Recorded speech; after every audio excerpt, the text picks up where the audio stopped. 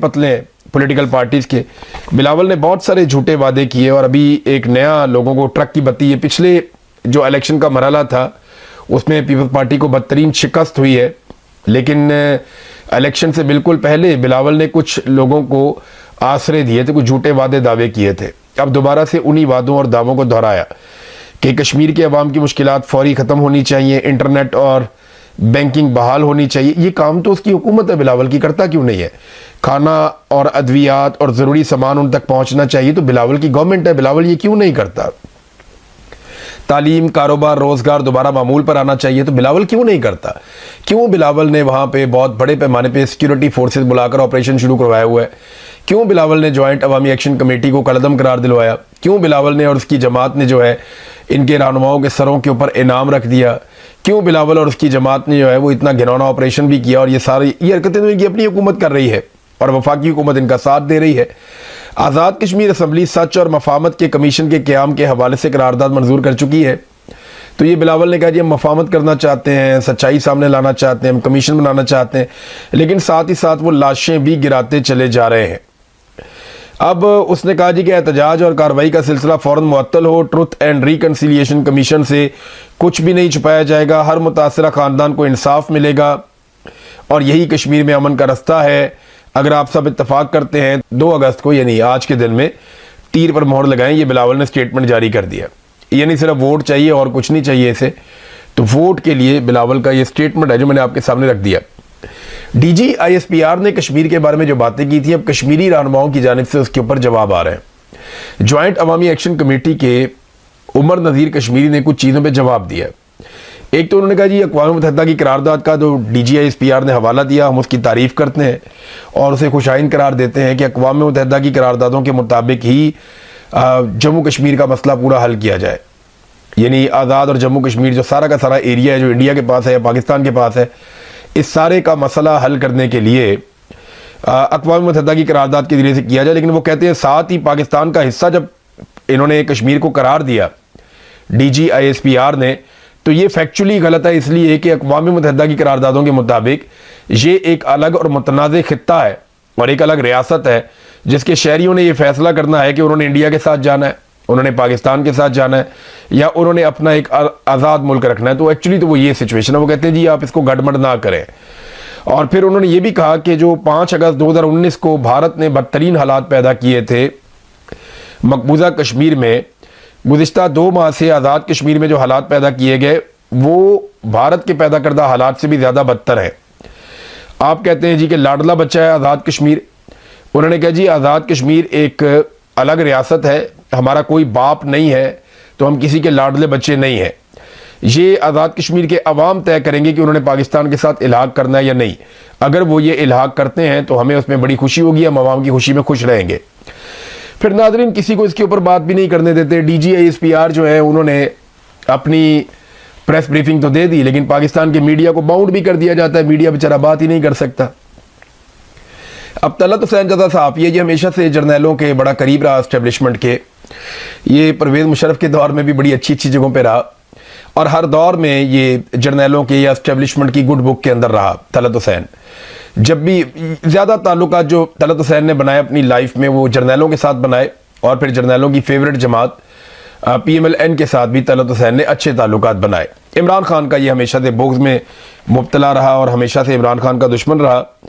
तो हमेशा जब भी ऐसा लगता था कि एस्टेब्लिशमेंट और नून लीग की लड़ाई होती है तो तलत हुसैन के लिए थोड़ी मुश्किल पैदा हो जाती थी और वो कोशिश करता था कि इन दोनों के बीच में सुलह हो जाए। तो तलत हुसैन के जो अल्फाज हैं जो उसने प्रोग्राम किया, मैं हैरान हो गया था कि वो गिनकर बता रहा है कि डीजी आईएसपीआर ने जो प्रेस कॉन्फ्रेंस की है उसमें 20,500 अल्फाज कह रहा था कि इस्तेमाल किए हैं। 2 बहुत करीबी लोग हैं नवाज शरीफ के, शहबाज शरीफ के, इन्होंने बाकायदा मोहसिन नकवी को चैलेंज भी किया, उसके खिलाफ स्टेटमेंट दिया।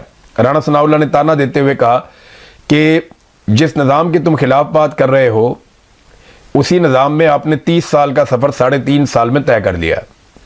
जबकि ख्वाजा आसिफ ने कहा कि नेशनल एक्शन प्लान की बात डीजी आईएसपीआर ने की तो उसका तो 1 पॉइंट सिर्फ फौज ने पूरा करना था और बाकी 12 पॉइंट तो वजारत दाखिला के अंडर थे। तो आपने उन 12 नुकात के ऊपर कुछ नहीं किया, तो आपकी बैड गवर्नेंस तो आपकी है कि वजारत दाखिला ने अपना काम नहीं किया और मोहसिन नकवी साहब अपना काम करें। उनके ऊपर तनकीद हो रही है। पीपल्स पार्टी ने तो बाकायदा मुतालबा कर दिया कि मोहसिन नकवी इस्तीफा दे और बड़ी सख्त तकारीर मोहसिन नकवी के खिलाफ की। अब देखना यह है कि पीएमएलएन कब खुलकर सामने आती है। लेकिन ये खबरें मार्केट में चलाई जा रही हैं कि कोई टेक्नोक्रेट हुकूमत ये लेकर आ जाएंगे या कोई कौमी हुकूमत बनाने की ये कोशिश करेंगे या कोई सदारती निज़ाम ये लेकर आना चाहते हैं। मोहसिन नकवी का नाम लिया जा रहा है, शायद वज़ीर आज़म इसको बना दिया जाए। तो ये कुछ ना कुछ इस तरह का मंसूर अवान जो अटॉर्नी जनरल है उसका भी कोई नाम ले रहा। देखिए बात यह है कि आप निज़ाम जो मर्जी लें, लोग नवाज शरीफ और जरदारी से बड़ा कसूरवार फील्ड मार्शल आसिम मुनीर को मानते हैं। मैंने एक सर्वे करवाया ना, मैंने लोगों से पूछा कि आप ये बताएं कि मौजूदा खराबियों का जिम्मेदार कौन है, बड़ा जिम्मेदार कौन है, नवाज शरीफ, जरदारी या फील्ड मार्शल। तो लोगों ने जो पहला 1-1.5 घंटे का सर्वे था उसमें वन साइडेड जा रहा था, पूरा का पूरा सर्वे वन साइडेड जा रहा था। 95% से ज्यादा लोग वो खड़े हुए थे आसिम मुनीर साहब के खिलाफ और नवाज शरीफ और जरदारी के साथ। लेकिन फिर एकदम मिलिट्री एस्टेब्लिशमेंट इसके अंदर पड़ती है और एकदम बहुत सारे वोट पड़ते हैं और एक ही तरफ के वोट पड़ते हैं। ये वो वोट हैं जो मैंने आपको बताया कि बहुत सारे बेचारे मासूम सिपाही, बेचारे मासूम लोग, कमज़ोर लोग जिनका पॉलिसी बनाने में कोई किरदार नहीं है, उनके अकाउंट्स बनवाए गए थे और उन्हें जब ऑर्डर दिया जाता है तो वो एक साथ शुरू हो जाते हैं बेचारे। तो इन्होंने फिर बॉट शॉट लगा के कोशिश करके इन्होंने उसको मैनेज करके थोड़ा बहुत फेस सेविंग लेने की कोशिश की है।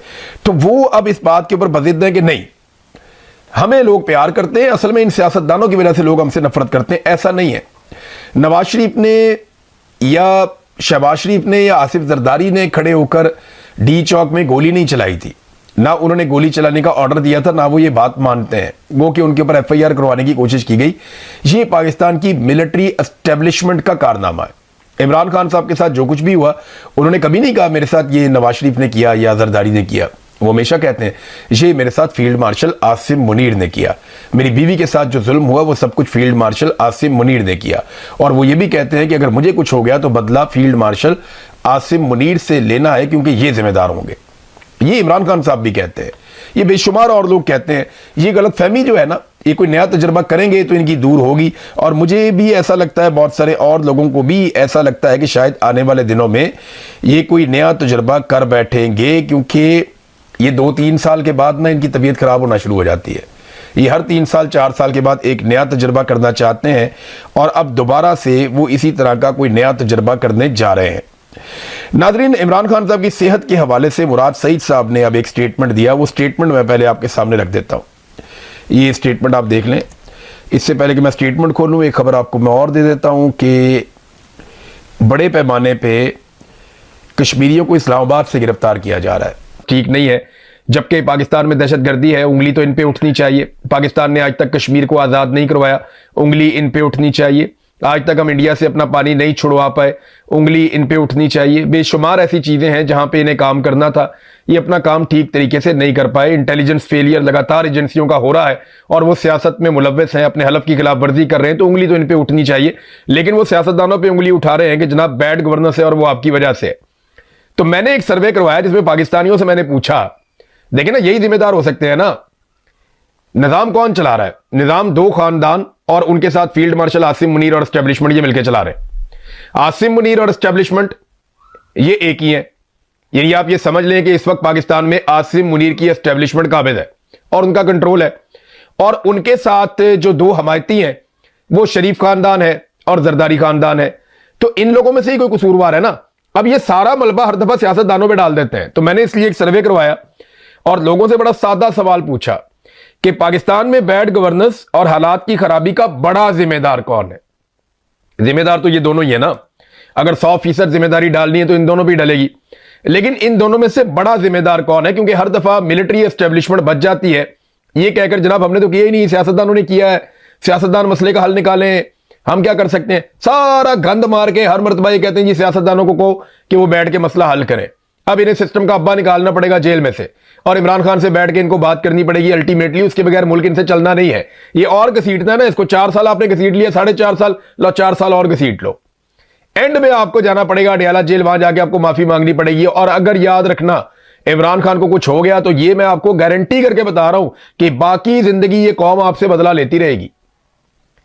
अगर इमरान खान को आपने जेल में कुछ कर दिया या उसे कुछ हो गया तो ये कौम आपसे बदला लेगी, क्योंकि इमरान खान के वो अल्फाज आज भी रिकॉर्ड का हिस्सा है और उन्होंने ये कहा कि अगर मुझे कुछ हो गया तो आपने इनसे बदला लेना है और मुझे आपने इंसाफ दिलाना है। तो याद रखिएगा, कौम से फिर आप बच नहीं पाएंगे। अब नाजरीन, जो मैंने सर्वे करवाया उसमें सवाल रखा मैंने जी, बैड गवर्नेंस और हालात की खराबी का बड़ा जिम्मेदार कौन है। पहली ऑप्शन मैंने रख दी कि शरीफ या जरदारी, इन दोनों में से ये खानदान, और दूसरी ऑप्शन मैंने रख दी फील्ड मार्शल और उनकी एस्टेब्लिशमेंट। तो नाजरीन, लोग तो बड़े क्लियर है, 94% लोगों ने, यानी मैंने जब ये सर्वे करवाया तो 20 मिनट के अंदर लगभग 2000 से ज्यादा वोट पड़ गए थे। यही ट्रेंड फिर चलता है सारा दिन। 94% लोगों ने फील्ड मार्शल आसिम मुनीर के खिलाफ सर्वे में वोट किया। 94% पाकिस्तानी ये समझते हैं कि पाकिस्तान के मौजूदा हालात की खराबी और बैड गवर्नेंस के लिए सबसे बड़ा जिम्मेदार फील्ड मार्शल आसिम मुनीर और एस्टेब्लिशमेंट है, जबकि 6% लोग ये समझते हैं कि सियासतदान भी जिम्मेदार है। तो यहां से ना जरदारी साहब और नवाज शरीफ साहब को हौसला पकड़ना चाहिए। ये मेरी वीडियो उनके लिए है जो नवाज शरीफ और जरदारी साहब के चाहने वाले हैं, वो ये मेरी वीडियो काट के उन तक पहुंचा दें कि मियां साहब देखिए, अभी हमने सर्वे करवाया कि पाकिस्तान के हालात की खराबी का जिम्मेदार कौन है, और आम पाकिस्तानी कह रहे हैं कि 94% लोगों का मानना है कि फील्ड मार्शल आसिम मुनीर और एस्टेब्लिशमेंट जिम्मेदार है। 6% लोग आपको जिम्मेदार करार दे रहे हैं। इसका मतलब है कि आपको अब भी एस्टेब्लिशमेंट की गोद से उतर जाना चाहिए। ये बिला वजह का बोझ आपने लिया हुआ है। क्या हो जाएगा, एक इलेक्शन हार जाएंगे आप, 2 इलेक्शन हार जाएंगे, लेकिन आप अपनी सियासत बचा लेंगे। और पाकिस्तान के लिए आपको यह करना चाहिए, कम से कम 3 मरतबा पाकिस्तान के वजीर आजम रहे हैं। एस्टेब्लिशमेंट को उनकी औकात में लेकर जाएं, सारे सियासतदान इकट्ठे होकर बैठें और बैठ के यह फैसला करें कि पाकिस्तान की मिलिट्री एस्टेब्लिशमेंट ने जो आज तक गद मारा है, यह उसकी कीमत चुकाए। जो जर्नैल कब्रों में है उनको निकाल के उनका ट्रायल करें, नहीं निकाल सकते कब्रों का ट्रायल करें आप।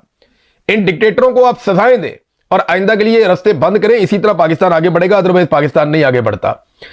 नाजरीन, DGISPR ने 1-2 बातें ऐसी कही कि मैंने फिर उनकी तस्दीक की है, मुझे इसलिए थोड़ा टाइम लगा, मैं ये आपके सामने रखता हूं। एक तो उन्होंने कहा जी, कोई ASI नईम है, उसे खंजर मार मार के उसकी आंतें बाहर निकाल देगी उसके पेट में से, और उसे कहीं वो घसीटते रहे CMH के बाहर, और ये वो सब।